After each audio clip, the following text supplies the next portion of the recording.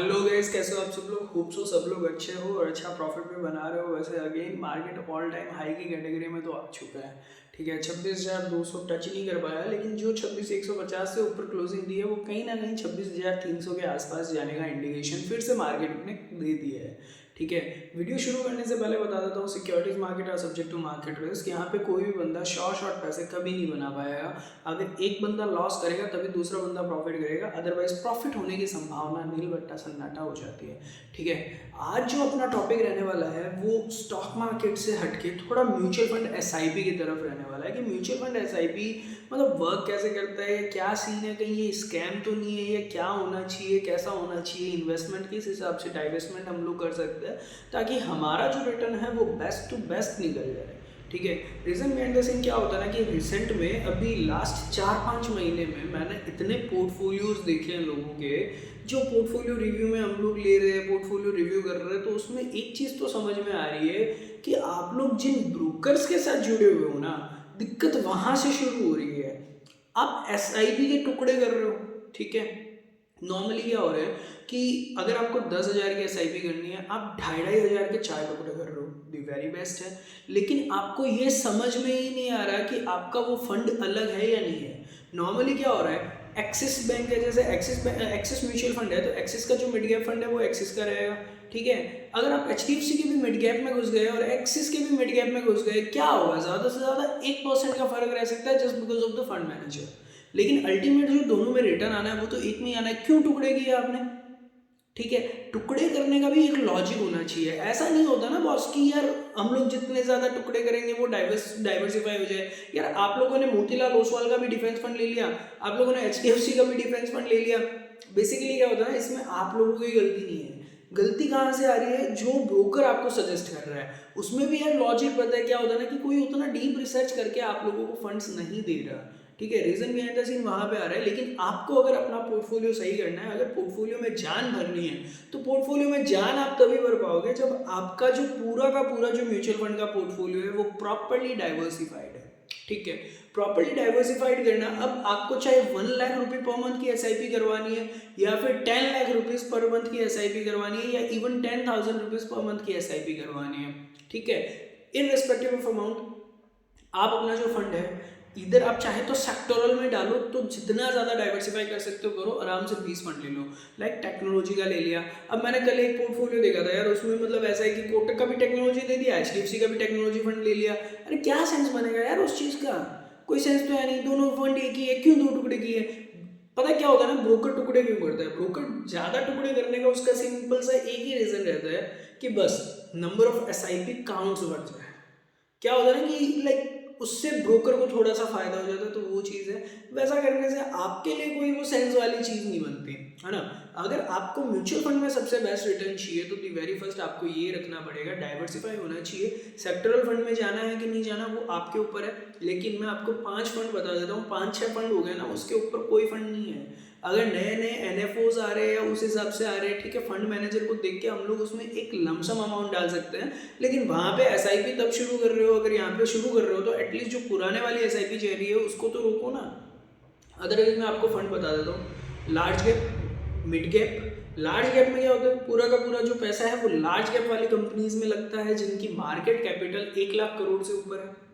Mid gap है, mid gap 25,000 crore से ऊपर वाली चीज़ें होगी, उस वो सारी कंपनी जितने भी मार्केट कैपिटल है वो मिड गैप में आ गई। स्मॉल गैप और उसके अलावा माइक्रो कैप। माइक्रो कैप जो एसएमईज कंपनीज में वगैरह में इन्वेस्टमेंट करती है और करती है, तो माइक्रो कैप तो पसंद, मेरा खुद का पसंदीदा शेयर है आज की डेट में। Share in the sense mutual fund है, तो वो चीज़ होगी। उसके अलावा मल्टी एसेट्स एलोकेशंस या फिर मल्टी एसेट्स, ठीक है, दोनों एक ही नाम हो गया। उसके अलावा मैन्युफैक्चरिंग, इनोवेटिव या वो सारी चीज़ हो गई, तो वो चली गई सेक्टरल फंड में। बेसिकली इतने फंड है, मोर देन इनफ है। कई बार ये फंड चलेगा, कई बार ये फंड नहीं चलेगा। अब क्या होता है ना कि अगर आपको सेक्टरल में जाना है तो सेक्टरल में ये तो देखो ना कि आपके पास फार्मा का फंड है या नहीं। ठीक है, अगर फार्मा का फंड है, डिफेंस का फंड है, टेक्नोलॉजी का फंड है, पावर एंड इंफ्रा का भी होना चाहिए, तो उस हिसाब से अगर आप अपना पोर्टफोलियो सेट करते हो तो फॉर श्योर है आपको दी बेस्ट रिटर्न मिलेगा ही मिलेगा। तो वो चीज़ है।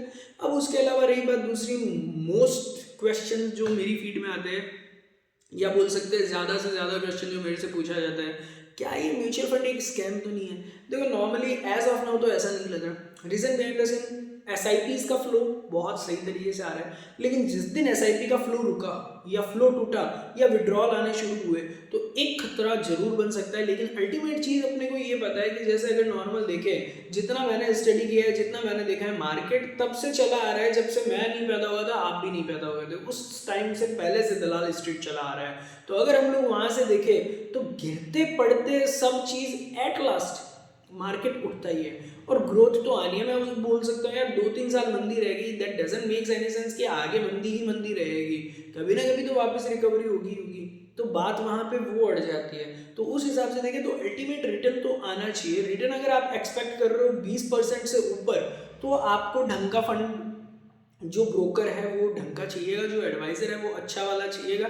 रीजन बिहाइंड द सीन एक फंड स्विच करना भी बहुत नेसेसिटी लगता है। अब जैसे क्या हुआ था कि लाइक सितंबर 2024 के आसपास, उस वक्त अपने को पहले से ही इंडिकेशन था कि यार मार्केट बहुत ऑल टाइम हाई पे है।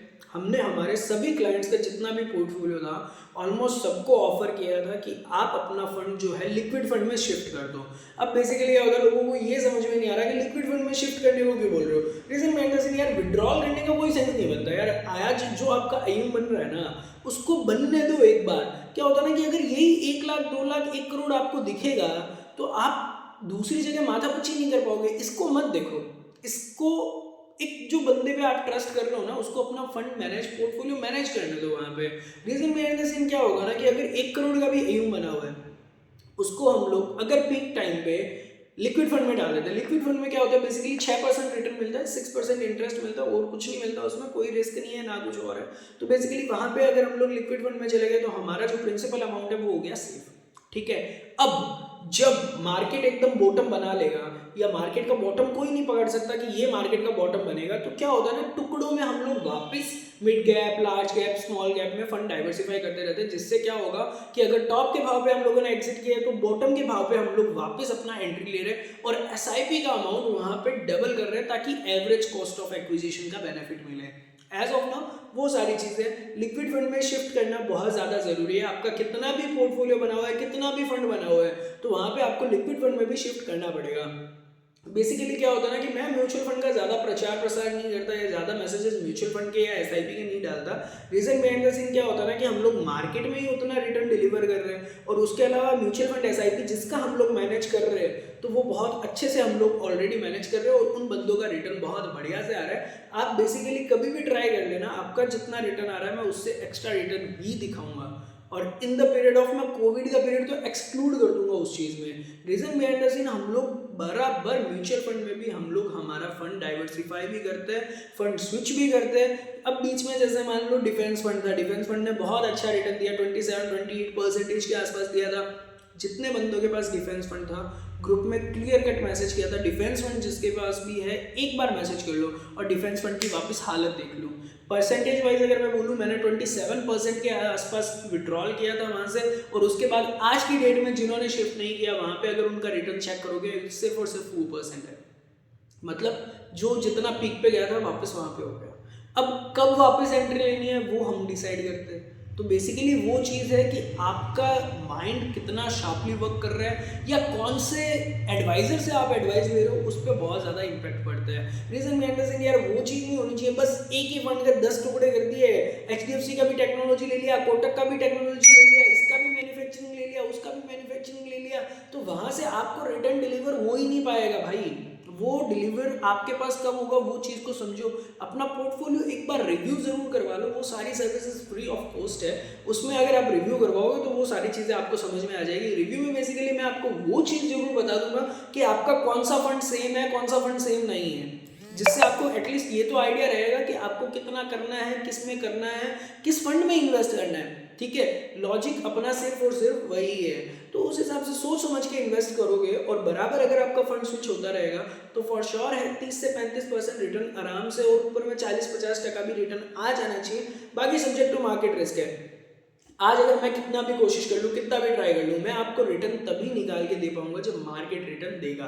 ठीक है, मैं लिक्विड फंड में शिफ्ट कर दूंगा तो 5% 6% के लिए वो रिटर्न का रिटर्न है नहीं। ठीक है, तो बेसिकली रिटर्न कब आएगा, जब मार्केट चलेगा। तो basically subject to market risk का ये सीन हो गया। और बाकी हाँ, ये चीज़ का मैं फॉर श्योर आपको बोल सकता हूँ कि बाय एनी चांस आपने जिससे भी अपना म्यूचुअल फंड का पोर्टफोलियो बनवा रखा है, वहाँ पे आपको जितना रिटर्न आ रहा है, मैं उससे ज़्यादा दिलवाने की हिम्मत रखता हूँ। तो वो चीज़ है, ऐसा नहीं है कि सिर्फ मैं ही उसमें ज़्यादा दिलवाने की हिम्मत रखता हूँ। काफ़ी ऐसे लोग हैं जो बेसिकली पूरे टाइम मार्केट को रीड करते हैं, एनालिसिस करते हैं, तो वहाँ पे वो लोग भी आपको उतना ही डिलीवर कर पाएंगे।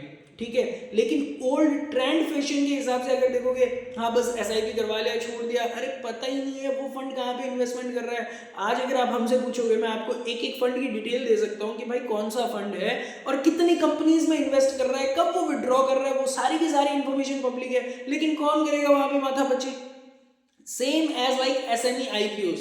एसएमई आईपीओस भी इतने अच्छे अच्छे पड़े हैं यार, जिनका जीएमपी नहीं चल रहा, जिनमें सब्सक्रिप्शन नहीं आ रहा और बहुत बढ़िया लिस्टिंग गेन दे रहे हैं। कौन लगा रहे हैं? हम लगा रहे हैं बॉस, हम लगा रहे हैं। और A to Z का डिटेल्ड मैंने ग्रुप में ऑलरेडी मैं देता रहता हूँ वो सारी चीज़ की।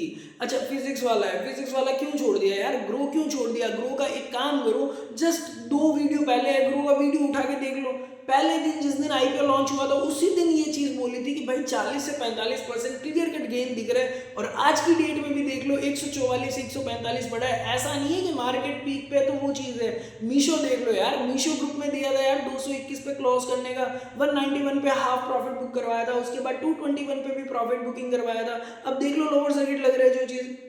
ठीक है, बात क्या है, पर्टिकुलर वैल्यूएशन की बात है। अगर आप वैल्यूएशन निकालना ही नहीं जानते कि मार्केट उसको कितना वैल्यू दे रहा है, तो उस हिसाब से आप लोग अपना रिटर्न नहीं बना पाओगे।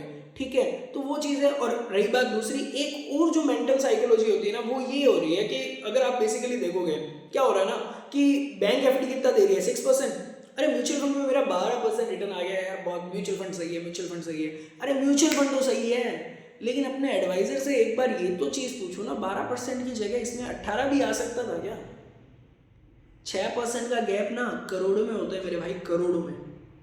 ठीक है, और अच्छे एडवाइज़र के पास जाओगे, वहाँ पे 2 रुपये का खर्चा लगेगा। मैं हर बार बोल रहा हूँ आपको, ऐसा नहीं है कि आप मेरे पास आओ, मैं बोल रहा हूँ किसी भी अगर अच्छे एडवाइज़र के पास जाओगे तो वो फ्री में कोई सर्विसेज नहीं देता, क्योंकि इसमें जो भी रिटर्न मिलेगा वो आपको मिलेगा, उस एडवाइज़र को नहीं मिलने वाला। ठीक है, तो बेसिकली वो एडवाइज़र से अगर आप सलाह ले रहे हो, एडवाइजरी फीस अगर वो चार्ज कर रहे हैं, तो उसका आपको वैल्यू वर्थ है ना, वो करोड़ों में मिलेगा, लाखों में नहीं मिलेगा। क्योंकि अगर आप बेसिकली 50,000 महीने की एसआईपी चला रहे हो ना, तो आपका विज़न ये नहीं है कि सिर्फ आपने 10 दिन चलाया या महीना भर चलाया, 2 साल चलाया। आपका विज़न है एट लास्ट कम से कम 10 से 15 ईयर्स। जो मेंटलिटी लोगों ने सबने फीड कर दी है आपके माइंड में कि लॉन्ग टर्म का कहानी है, लॉन्ग टर्म का कहानी है। और हमारा सीन क्या है, अयूम बना, अयूम से एसडब्ल्यूपी भी बराबर चलेगी। एसडब्ल्यूपी के अलावा रिटर्न भाई घर में आना चाहिए, प्रिंसिपल अमाउंट सबसे पहले फ्री होना चाहिए, उसके बाद ही कोई दूसरी चीज़ है। लिक्विड फंड भी जानना होना चाहिए। लिक्विड फंड तो चलो ठीक है, फिर भी सबने बता दिया। G-Secs का नाम सुना है कभी किसी ने? अगर G-Secs का नाम सुना हो तो बताना, कमेंट डाउन करना, नहीं तो मैं बताता हूँ G-Secs क्या होता है। G-Secs होता है गवर्नमेंट सिक्योरिटीज। G-Secs के भी फंड बने हुए हैं जहाँ पे 9% इंटरेस्ट क्लियरली मिलते हैं। उसके अलावा रही बात दूसरी, ठीक है डेट फंड सबको पता है, लेकिन बॉन्ड फंड का कभी किसी ने सुना है तो बताओ। बॉन्ड फंड में भी कितना 15% रिटर्न ऐसे ही मिल जाता है। Reason behind the scene risk वहाँ पे होती है, ऐसा नहीं है कि रिस्क नहीं है, लेकिन जो कॉर्पोरेट बॉन्ड्स में इन्वेस्टमेंट होता है वहाँ पे कंपैरेटिवली रिस्क कम होती है, और वहाँ पे सारे के सारे ग्रोथ प्लान कहीं नहीं है। वहाँ पे लिटरली बता रहा हूँ, सब सारे के सारे डिविडेंड पे आउट प्लान है, क्योंकि रीजन बिहाइंड द सीन जैसे जैसे वहाँ से डिविडेंड आ रहा है कॉर्पोरेट फंड से, उस हिसाब से आपको विड्रॉल मिलता जा रहा है। बेसिकली बात वो है, अगर आप नॉलेज के बेसिस पे जज करोगे या सारी चीज़ें वहाँ से देखोगे तो आपको चीज़ें समझ में आएगी, और उस हिसाब से आप अच्छा पर्सन ही चूज़ करोगे, अच्छा एडवाइजर ही चूज़ करोगे। क्योंकि मैं इसमें आपकी गलती बिल्कुल नहीं मानता। एक्चुअल में क्या होता है ना कि सीखना बहुत ज़्यादा ज़रूरी है, आपको तो पता ही नहीं है। अब नॉर्मली मैं आपको ये बोल रहा हूँ कि अगर आप 10,000 रुपये महीने की SIP शुरू करवा रहे हो और कम से कम 20 साल अगर उसमें चल रहा है, ठीक है। मैं एक एग्जांपल के तौर पर समझा रहा हूँ। 20 साल में आपने उसमें कितना भर दिया, 1,20,000 इंटू अगर हम लोग 20 करेंगे तो लगभग 24 लाख रुपए भर दिए। 24 लाख की 12% के हिसाब से एक एसेप्शन लेते, मेरी कैलकुलेशन परफेक्ट नहीं करी हुई, 12% से सपोज दैट अगर आपका 2 करोड़ रुपए बना है तो 18 करोड़ से वो 3.5 करोड़ बनेगा मेरे भाई, 24% से वो 5 करोड़ बनेगा।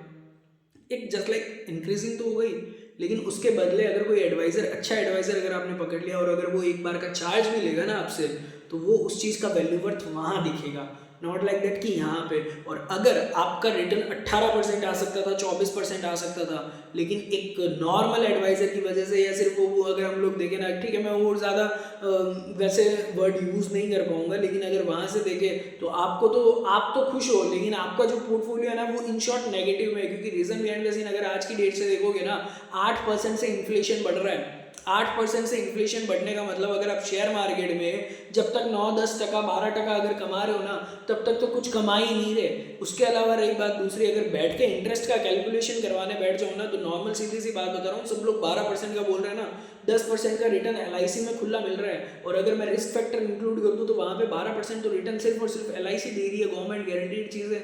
तो वहाँ पे अगर हम लोग देखेंगे 12% के लिए क्यों म्यूचुअल फंड में आ रहे हो यार आप लोग, म्यूचुअल फंड में पैसा ही मत डालो। अगर 12% के लिए म्यूचुअल फंड में आ रहे हो तो क्यों डाल रहे हो पैसा, ठीक है। और म्यूचुअल फंड में भी एक्चुअल में कब डालना होता है पैसा, अब काफी लोग क्या करते हैं, लमसम एक साथ जब मार्केट पीक पे होता है तब लमसम डाल देते हैं। अरे लमसम मत डाला करो यार, लमसम डालोगे क्या मिलेगा उसमें, लमसम में एकदम एक भाव पे आपने कर दिया यार कोई चीज। लमसम मार्केट में तब डाला जाता है जब मार्केट एकदम बॉटम पे आ रखा हो, बॉटम आपको पता नहीं है तो वहां भी स्टेप्स में डाला जाता है पैसा। ऐसा नहीं है कि भाई एक साथ में पूरा का पूरा, अगर आपके पास 10 लाख है एक साथ में डाल दिया, अरे जिस भाव पे आपने डाला वहां से और 20% मंदी आ गई, क्या करोगे? क्योंकि 20% वापस चढ़ने वाला नहीं है, वो धीरे धीरे चढ़ेगा, टूटेगा तो एक दिन में टूट जाएगा। लमसम कब डाला जाता है, लमसम अमाउंट भी डालने का एक प्रॉपर फॉर्मूला होता है, उस हिसाब से हम लोग लमसम में इन्वेस्ट करवाते हैं। कोई ऐसा नहीं है कि तुरंत का तुरंत लमसम में डाल दिया यार, एक साथ डाल दिया। अरे अयूम खुद का नहीं बढ़ाना भाई, क्लाइंट को वैल्यू देना है, क्लाइंट को वैल्यू डिलीवर करना है। तो म्यूचुअल फंड की सारी जो गणित है ना, वो म्यूचुअल फंड पे भी आराम से ऐसा समझ लो कम से कम 7-8 दिन लग जाएंगे, अगर प्रॉपर म्यूचुअल फंड की क्लासेस भी अगर आपको दी जाए तो। वो चीज़ है, म्यूचुअल फंड एक दिन में सीखने वाली चीज़ है नहीं। आराम से ध्यान से चीज़ों को समझो, जितना मैंने अभी डिलीवर किया है आपको, वो चीज़ को अगर साइकोलॉजी के अंदर आप अगर समझोगे और बढ़िया से अगर सोचोगे समझोगे तो फॉर श्योर है कि आपको चीज़ें समझ में आएगी। और फंड उस हिसाब से करो। और उसके अलावा रही बात दूसरी, लमसम एक बार मत डालो। और अगर जब भी मार्केट टूटे और अगर आप मार्केट से टच में हो तो लमसम उस वक्त भी मत डालो, क्योंकि उस वक्त भी चीज़ें आपको कौड़ियों के भाव मिल रही होगी। जब मार्केट टूटा हुआ था, हम लोगों ने टेक्नोलॉजी IT सेक्टर में बोल बोल के थक गया, मैं IT सेक्टर उठाओ, IT सेक्टर उठाओ। IT सेक्टर में उस वक्त अगर पैसे डाले हुए थे ना, तो अभी तक कम से कम 25% रिटर्न मिल चुका होता आपको, ठीक है। अब रही बात दूसरी, RVNL बॉटम भाव पे था, RVNL समझ में आ रहा है यार, चार्ट पैटर्न स्ट्रांग है, सारी चीजें स्ट्रांग है, कंपनी को ऑर्डर पे ऑर्डर मिले जा रहे हैं, लेकिन कोई बंदा वहां पे ध्यान ही नहीं दे रहा यार। 52 वीक लॉ से आ गया, 301 पे आ गया था। ग्रुप में मैंने डाला था 301 के आसपास, 302 306 के आसपास मैंने बाइंग डाली थी। आज के भाव देखो 336 337 हाई मार गया है। 2 दिनों में 10% रिटर्न कौन सा म्यूचुअल फंड दे देगा आपको, ठीक है। अगर 1 लाख डाले हैं तो 10,000 रुपये ऐसे ही बन गए, ठीक है। सब्जेक्ट टू मार्केट रिस्क है, बाकी आपका अपना एनालिसिस है, तो वो चीज़ है। बाकी मेरे साथ जुड़ना है, मेरे से कांटेक्ट करना है, मैं लिंक नीचे डिस्क्रिप्शन में दिया जा रहा हूँ, वहाँ से आप व्हाट्सएप चैनल ज्वाइन कर सकते हो। वहाँ पे आपको सारी डिटेल्स प्रोवाइड कर दी जाएगी कि आप मेरे साथ कैसे जुड़ सकते हो। हमारी टीम आपसे कनेक्ट कर लेगी, व्हाट्सएप चैनल पे जुड़ के आपको सारी की सारी इन्फॉर्मेशन मिल जाएगी। इसी के साथ बाय बाय, आज का वीडियो यहीं समाप्त करते हैं, और कल फिर मार्केट बढ़िया रैली देना चाहिए, तो उस हिसाब से देखते हैं, ठीक है। बाकी good night, take care. Video पूरा देखा है तो बहुत बहुत धन्यवाद आपका।